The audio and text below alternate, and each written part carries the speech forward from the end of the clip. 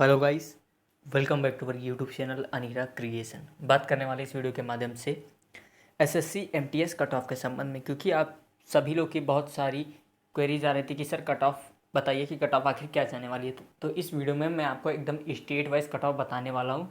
साथ ही नॉर्मलाइजेशन का भी फैक्टर समझा दूंगा कि किस छात्रों कौन से ऐसे छात्र हैं जिनको नॉर्मलाइजेशन से फ़ायदा होगा और साथ ही कौन से ऐसे छात्र हैं जिनको नॉर्मलाइजेशन से आपको नुकसान देखने को मिल सकता है। और इसमें एक और बड़ा फैक्टर ये नज़र आ रहा है कि इसमें 2 शिफ्ट में यहाँ पर आपका पेपर हुआ, तो एक जो शिफ्ट थी उसमें आपके नंबर इंक्रीज़ होंगे और घटेंगे बढ़ेंगे भी। चलिए बताता हूँ क्या कुछ अपडेट है। और हाँ, जो लोग चैनल पर नए हैं वो सब्सक्राइब ज़रूर कर लीजिए, साथ ही बेल आइकन को प्रेस करना बिल्कुल भी ना भूलिए, क्योंकि एसएससी एमटीएस से संबंधित हर अपडेट एकदम ऑथेंटिक मिलती है। आइए डायरेक्ट बात करते हैं हम अपने कट ऑफ पर। अब यहाँ पर देखिए, अगर हम बात करें सेशन 2 की, तो अब देखिए 25 यहाँ था, 25 यहाँ था। अब जो अधिकतर यहाँ पर स्टूडेंट थे, अब उनका जो एवरेज स्कोर की अगर मैं बात करूँ तो एवरेज स्कोर जो जा रहा है वो था 120। और हाँ, हम आंसर की के भी रिगार्डिंग बात करेंगे, तो अभी बताऊंगा कि आंसर की क्या कुछ अपडेट है, तो आप परेशान बिल्कुल भी ना हो। तो अब हम बात करते हैं, यहाँ देखिए सबसे पहले जो एवरेज स्टूडेंट बोल रहे हैं वो सर बोल रहे हैं, ये तब की बात बता रहा हूँ जब लोगों का आंसर की नहीं है, तब ये ऐसा बोल रहे हैं। अब कट ऑफ कितनी जाएंगी अभी मैं बताऊँगा और आप खुद समझ जाएंगे कि आपका सिलेक्शन होगा कि नहीं। अब यहाँ पर 110 120 जो स्टूडेंट हैं अब वो बोल रहे हैं। अब आप सभी को पता है आपका एक क्वेश्चन 3 नंबर का है। अब वहीं अगर 5 क्वेश्चन आपके गलत चले जाते हैं तो 15 तो आपका वैसे कटा, और जो गलत किया माइनस मार्किंग से भी आपका थोड़ा बहुत कटेगा। और ऊपर से एक और मेथड, अगर यहीं पर आपका शिफ्ट भी लो रहा, माफ़ करिएगा, शिफ्ट अगर लो रहा आपका, तब और नंबर घटते जाएंगे। मतलब शिफ्ट एकदम समझ लीजिए नॉर्मल था, एकदम पेपर में उतना दम नहीं था, तब और नंबर घटेंगे। और वहीं अगर शिफ्ट आपका हार्ड रहा होगा तो थोड़ा इंक्रीज़ होगा नॉर्मलाइजेशन से। अब मैं बात करता हूँ किसका इंक्रीज़ होगा किसका डिक्रीज़ होगा, कट ऑफ कितना जाएगा। नॉर्मलाइजेशन से 10 से 12 नंबर तो आपको आसानी से देखने को मिलेंगे। एसएससी लगभग इतना नॉर्मलाइजेशन का फैक्टर रहता है। आप जैसे कि आप सभी को पता है कि जो पहले शिफ्ट का आपका पेपर हुआ था वो 2 से 19 मई के बीच में हुआ था, और जो उसके बाद की अगर हम बात करें तो यहाँ से 13 से 20 जून के बीच में पेपर हुआ है। ये हुआ पेपर की बात। अब हम बात करते हैं, यहाँ पर ध्यान से सुनिएगा। जब बहुत सारे छात्र का कहना ये है कि पहले जो पेपर का लेवल था वो इजी था और अच्छे क्वेश्चन आ रहे थे और अधिकतर छात्र कर ले जाते थे, लेकिन धीरे धीरे जैसे पेपर बढ़ता गया टफ करते गए।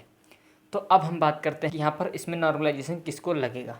आप सभी को पता है नॉर्मलाइजेशन इसीलिए लगाया जाता है कि सबको इक्वल लाया जा सके। अब ये जानिए जिनकी शिफ्ट हार्ड होगी।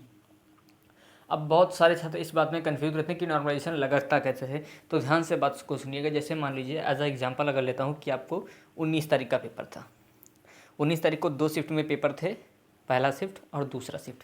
अब जो पहले शिफ्ट के एवरेज, अब यहाँ पर ये कंफर्म नहीं है क्योंकि आपको पहले ही पता होगा कि जो पहले लेवल में पेपर हुआ यानी आपका 2 से लेकर 19 में वो उसका पेपर लेवल नीचे था, तो आप सोचेंगे उसके नंबर तो घटेंगे ही नॉर्मलाइजेशन में, तो ऐसा कुछ भी नहीं है। मैं बता रहा हूँ, ध्यान से देखिएगा। अब 19 तारीख को मान लीजिए 2 पेपर थे, एक ये एक ये। पहले शिफ्ट के जो पेपर हुआ उसमें बच्चों के एवरेज स्कोर जो आए वो थे 100, माफ़ करिएगा 109, 109 ये थे। और जो दूसरा शिफ्ट में एवरेज स्कोर गया वो गया आपका 111। तो ऐसे में ये अनुमान लगाया जाता है कि जो पहला शिफ्ट था वो काफ़ी टफ था, इसीलिए एवरेज स्कोर 109 ही गया, और जो दूसरा शिफ्ट था उसका एवरेज स्कोर 111 गया, इसलिए ये शिफ्ट हार्ड के अंतर्गत आती है, इसलिए नॉर्मलाइजेशन लगता है और आपको फ़ायदा देखने को मिलता है। तो ये बात होगी सारी नॉर्मलाइजेशन की प्रक्रिया की, कैसे आपको नॉर्मलाइजेशन लगेगा, कितने नंबर का फ़ायदा होगा। आते हैं जरा देखते हैं।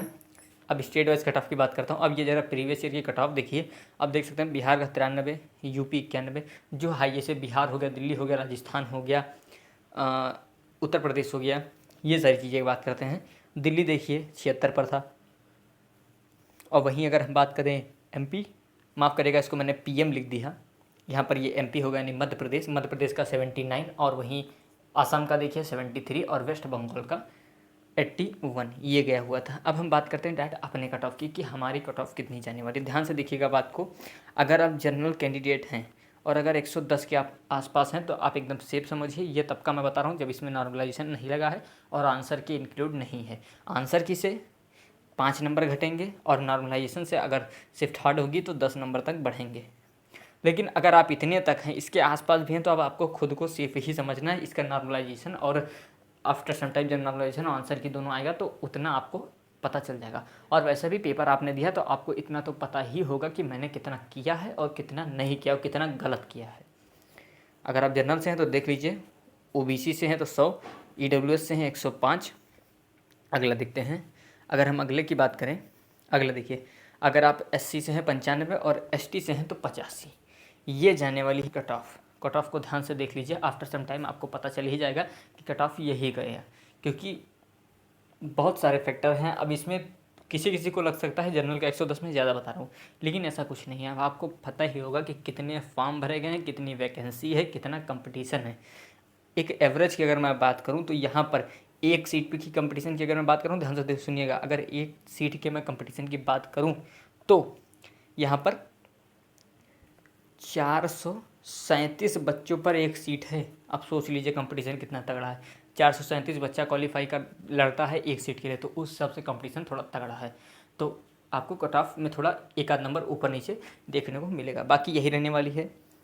और हाँ, जो कुछ भी आपको क्वेरी है कमेंट बॉक्स में मेंशन कर दीजिएगा। मिलता हूँ नेक्स्ट वीडियो में, तब तक के लिए जय हिंद।